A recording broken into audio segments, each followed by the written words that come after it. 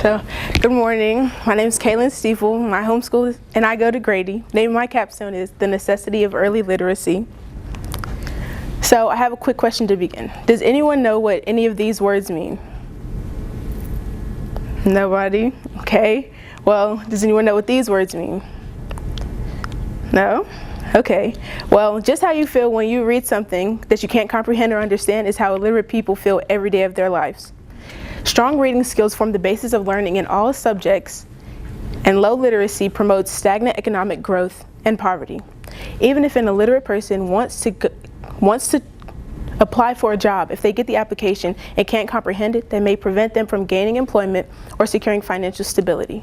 Illiteracy can sometimes create isolation and embarrassment to the point that the affected individual doesn't want to ask for help.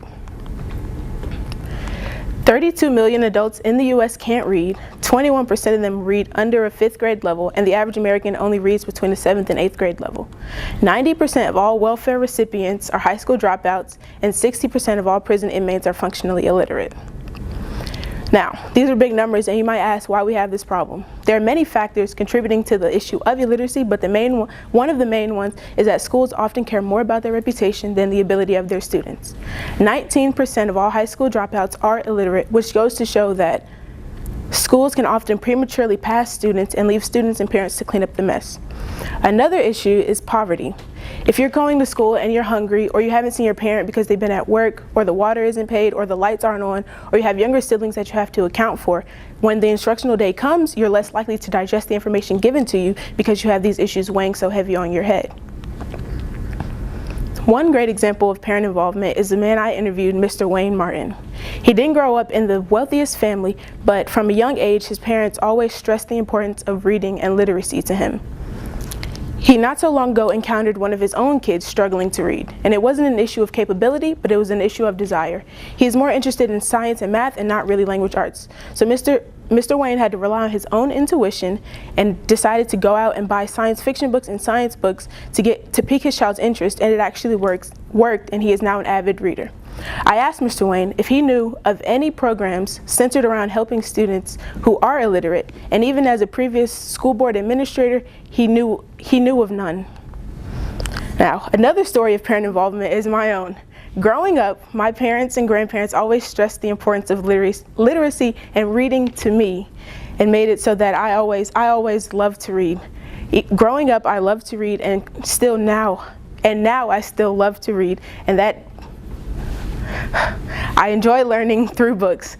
Currently, I am reading Michelle Obama's memoir, Becoming, and soon after, I will read Agent Storm, which is a book about a double agent for the CIA and Al-Qaeda.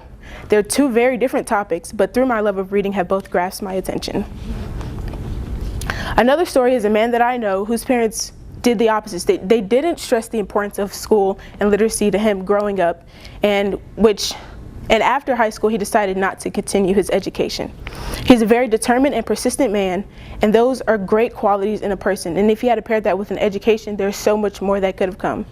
Now, over 60, he's more interested in reading than he has ever been before. His vocabulary has increased immensely, and he has family and friends to accompany him on this journey.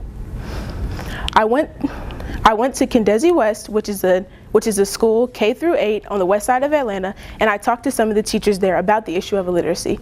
They told me that it's not uncommon to come across a kid who is illiterate, and that they've all had to creatively devise plans to help students and a plan of action to help them get to where they need to be. There is no mandated APS protocol to execute when you come across a student who is illiterate. I also asked these teachers if they knew of any organizations that they could refer parents to, and only 1 out of the 3 of the teachers that I talked to knew of any organizations. So even if a parent wanted to help, they don't know how to help, they don't know where to go to get the information, because the teacher is where you would think the first place to go. And if they're not sure about where to go, then how do you yourself as a parent find the information on how to help your child? So, when looking over all the information that I gathered, I saw that there was one common denominator, which was parent involvement, whether good or bad. We see the success that came out of parents that were involved, and then we also see what came of parents who weren't involved. And I decided that it would be a good idea to partner with Kendesi West and hold a literacy fair for parents and students to get information about pre-existing programs. This would be an opportunity. It would be held in the afternoon to make sure that parents can come and participate. It would also be an opportunity for different companies and nonprofit organizations to come and showcase themselves, gain exposure, and also provide information to parents. This is designed to show kids that reading is fun and to provide parents with much needed information. Another aspect of my literacy fair is a book giveaway, which I'm currently holding a book drive for. The purpose of the book drive is to collect as many different level, K through 8, and different topic books to give to students and so that hopefully it can kickstart the love of reading in some children. I have my own books at home that I'm very attached to, that I love, and I just said that I would never give them away. But this is the topic that I'm very interested in, and it weighs heavy on my heart. So I'm willing to donate my own books to this cause because I think that it's important for every student to have the same access to books and learning that I did when growing up. So this solution isn't going to solve the issue of childhood literacy, but it is definitely a step in the right direction and is a prototype for hopefully many more events to come. Thank you.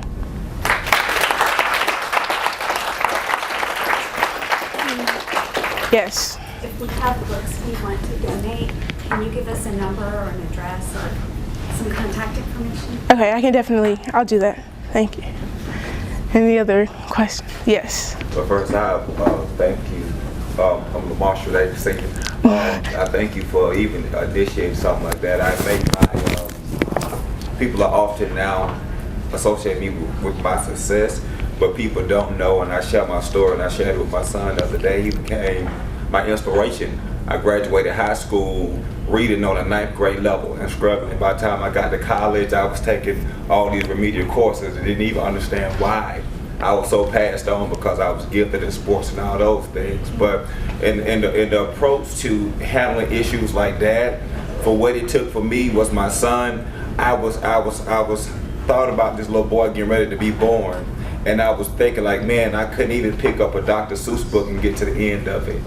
And I couldn't imagine holding this little boy, not being able to read this book fluently to him. So it became my inspiration. So in the midst of that, you know, in your course of inspiring people, kind of create an atmosphere where they're comfortable enough to be able to accept what they don't know. Mm-hmm. Because so many people have went through life with that, hiding from, I hear from it for so long. But when I finally got to a place, it took a whole lot for me just to accept what I didn't know, you know, just to bring that out. So like I say, so your approach, which is great, because you're gonna come a whole lot of people that suffer from that's being dyslexic. So mm-hmm. when you talking to them or whatnot, just create an atmosphere, and you'll be amazed, like, okay, how you can kind of break that mold and create that comfort zone, you know, to kind of help them get to a better place. Yes, yeah. Thank you. Yes, in the back. Oh God. Because you were raised in such a print-rich environment, and because you had a lot of support when it came to reading, was there ever a point where you kind of took it for granted? Was there ever a point where you kind of stepped away from it, even though you loved reading? You maybe got on your phone more, or you did things that that took the place of the time spent reading? And if there was such a time, how did you come back, or did you ever come back? Yes, honestly, studying this issue actually really brought out all the statistics to me, because I just expected, I knew everybody wasn't going to read on the same level that I read on, but I didn't expect that it was as big of a problem that it is now. And I've loved reading, even growing up. Like in 4th grade there was a contest and I won and I read 1,000,000 words. 6th grade I was reading on an upperclassman high school level, and I still enjoy to read, but honestly I don't remember the last time that I actually read a book just on my own because I wanted to. But this project was really like, it was kind of like a wake-up call, like, Kaylin, you should be reading more, like, why aren't you reading? Which is why I've started reading all these books, and it's really grasped my interest more. I want to say yes. Oh, I'm sorry. I am Kaylin's grandmother. And I'm a reading specialist. And I'm going to tell you, I'm in the same boat as you. Yes. I need to be reading a lot more, so don't feel bad. Yes. We'll pick it up. Yes. Yes. Hyla Penn, principal of Candazi West and family friend of Kaylin. In thinking through your solution in hosting the literacy fair, have you thought through any parental education components that you could share with the parents to help them do their part within their family to prevent the literacy problem from continuing? Yes, so I definitely want different organizations and companies to come, such as Literacy Action and United Way, to come and provide information to the parents. So the book giveaway and the book drive is more for the children, to give them books, to get them interested in reading, and then the companies and organizations that come is more to educate the parents and tell them, like, here's some activities you could be doing with your child at home. And when I talked to Mr. Wayne, he actually plays a word spotting game with his children, and to get them to pick out different words and different aspects, and that just always keeps their mind running, and they're not even really knowing that they're learning. One other thing. Okay. I have to say this, and I'm gonna get teary-eyed. Oh God. But Please I'm don't. telling my daughter.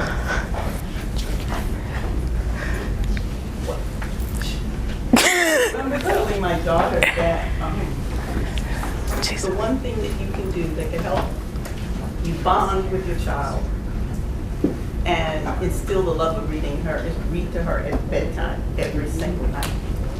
And even though you're tired, you've got a lot on your plate, if you will keep that going, I promise you, you will be pleased with the result. And I used to say one of the cheapest ways to be a smart person is to pick up a book and read.